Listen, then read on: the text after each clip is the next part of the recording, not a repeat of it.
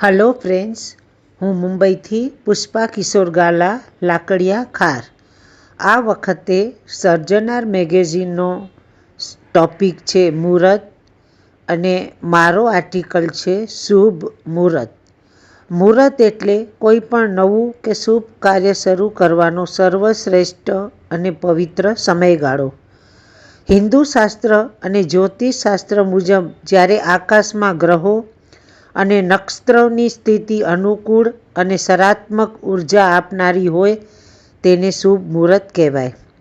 આમ તો મુહૂર્ત એટલે તિથિ, વાર, નક્ષત્ર, યોગ, કરણ આ બધું પંચાંગને અનુસરી મુહૂર્ત નીકળે છે અને ચોઘડિયા, તિથિ અને વાર તથા મહિનાઓ પ્રમાણે પણ મુહૂર્ત નીકળે છે. પરંતુ આખા વર્ષમાં 3.5 દિવસ એવા છે કે તમારે કોઈ પણ શુભ કાર્ય કરવું હોય તો મુહૂર્ત જોવાની જરૂર નથી. એ છે વૈશાખ સુદ ત્રીજ, અક્ષય તૃતીયા, ચૈત્ર સુદ એકમ ગુડી પડવો, આસો સુદ દસમ દશેરા અને કારતક સુદ એકમ પાડવાના અડધા દિવસ જે વગર જોયા મુહૂર્ત છે. અને એમાં ઘણા લોકો જર ઝવેરાત, ગાડીઓ, પ્રોપર્ટીઓ, ઓપનિંગો, લગ્ન પ્રસંગો જેવા શુભ કાર્યો કરે છે. આગળના સમયમાં અક્ષય તૃતીયાના જ લગ્ન લેવાતા હોય અને એક સાથે બધા સગા સંબંધીની ત્યાં સાથે જ લગ્ન લેવાતા અને જો કોઈ બાકી રહી જાય તો બીજા વર્ષે થાય એવું અમુક સમાજમાં હતું. બાકી આજે પણ આ 3.5 દિવસમાં ઘણા શુભ કાર્યો થાય છે અને કરેલું કાર્ય વૃદ્ધિ કરી અનેક ગણું થાય છે. મુહૂર્તનું માન જાળવવું ખૂબ જ જરૂરી છે. આજે આપણે સારા કાર્યો માટે મુહૂર્ત કઢાવીએ પરંતુ ઘણી વખત આપણે મુહૂર્ત ચૂકી જઈએ છીએ. લગ્ન પ્રસંગોમાં તૈયાર થવામાં અથવા સંગીતની તાલે રમવામાં અથવા ટ્રાફિકોમાં આપણે મોડા પડીએ છીએ અને એનું પરિણામ પણ ભોગવવું પડે છે. માટે નિર્ધારેલ કાર્ય સમયસર થવું જોઈએ. નાનું દ્રષ્ટાંત: એક ગામમાં એક બ્રાહ્મણ અને બ્રાહ્મણી રહેતા હતા. બ્રાહ્મણ બધાનું મુહૂર્ત જુએ અને ગુજરાન ચલાવે.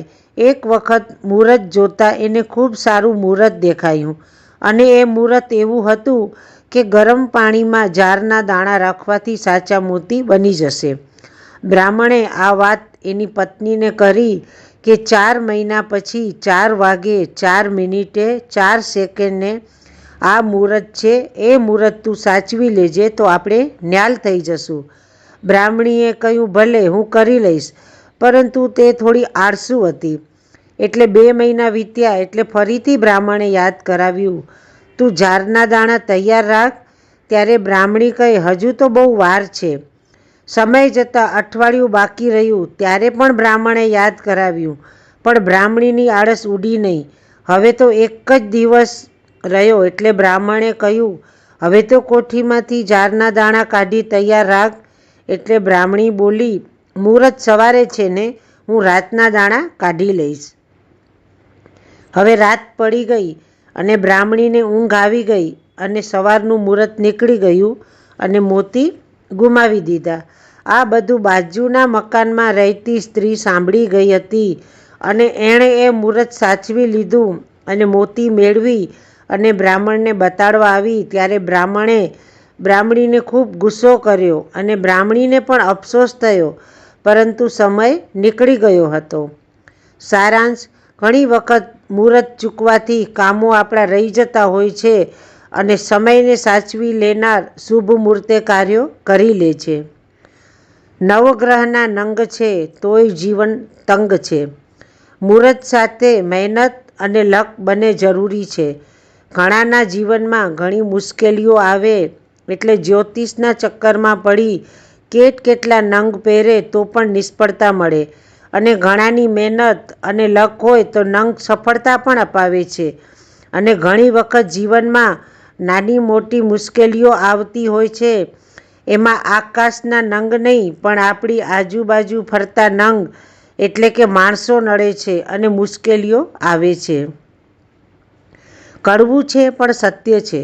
આપણે કોઈ પણ સારું કાર્ય કરીએ તો દીકરીને આગળ કરીએ કે ઘરની નિયાણી છે તો એના હાથે કરીએ. પરંતુ ક્યારેક કોઈકની દીકરી આપણા ઘરે આવી છે અને કાયમ રહેવાની છે આપણી વહુ, એના હાથે પણ સારા કાર્યો કરાવીશું તો ચોક્કસ લાભ થશે. કારણ કે જેના ઘરમાં દીકરી અને વહુઓ હસતી હોય અને ખુશ હોય એને વગર મુહૂર્તના કાર્યો પણ સફળ થાય છે.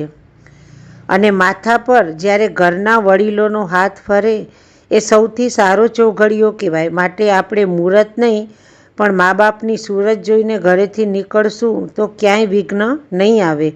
આ પણ સત્ય છે. અને હા, ચોઘડિયા કે મુહૂર્ત સાચવવામાં કોઈ મજબૂર કે લાચારનો દિલ ન તૂટે એ ધ્યાનમાં રાખવું જોઈએ, નહીં તો મુહૂર્ત પણ ફળ નહીં આપે. આમ તો કહેવાય છે કે બધું મુહૂર્ત પ્રમાણે જ થાય છે, પણ જન્મ, મૃત્યુ અને પ્રેમ જે વગર મુહૂર્તે થાય છે. પરંતુ ટેકનોલોજીના જમાનામાં જન્મ પણ સિઝેરિયન મુહૂર્ત જોઈને કરે છે, પ્રેમ પણ પૈસો જોઈ મુહૂર્ત પ્રમાણે થાય છે, અને છેલ્લી ઘડીએ વ્યક્તિ વેન્ટિલેટર પર જો હોય તો મશીન ક્યારે કાઢવું એ નક્કી કરે અને મુહૂર્ત પ્રમાણે ધર્મ સંભળાવી છેલ્લા શ્વાસ લે છે. આ પણ સત્ય છે.